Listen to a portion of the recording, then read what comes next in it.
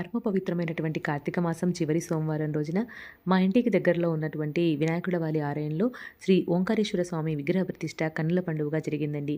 ప్రతిష్టా కార్యక్రమం ఉదయం 5:30 గంటలకి ఉండిందనమాట. ఆ సమయానికి నేను ఆలయానికి వెళ్ళలేకపోవడంతో తర్వాత జరిగే కార్యక్రమాలకి హాజరైనప్పుడు చిన్న చిన్న వీడియో క్లిప్స్‌గా తీసి ఈ వీడియోలో మీకు అందజేస్తున్నాను.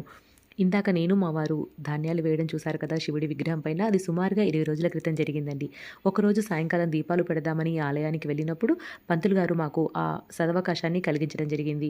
ఏ విగ్రహానికైనా ప్రతిష్టాపన చేసేటప్పుడు కొద్ది రోజులు నీళ్ళల్లో ఉంచి, ఆ తర్వాత అలా ధాన్యాలు వేసి కప్పి ఉంచి, ఆ తర్వాత మాత్రమే విగ్రహ ప్రతిష్టాపన చేస్తారని అక్కడ మాకు పంతులు గారు తెలియజేయడం జరిగింది. ఎలాగైతే మేము ఆ శివుడి అనుగ్రహానికి లోనయ్యామో, మీ అందరికీ కూడా వారి ఆశీస్సులు ఉండాలనే ఉద్దేశ్యంతో ఈ చిన్న వీడియోని మీకు అందజేస్తున్నానండి. వీడియో చూస్తున్న మీ అందరికీ కూడా ఆ పరమశివుని ఆశీస్సులు ఉండాలని మనస్ఫూర్తిగా కోరుకుంటున్నాను.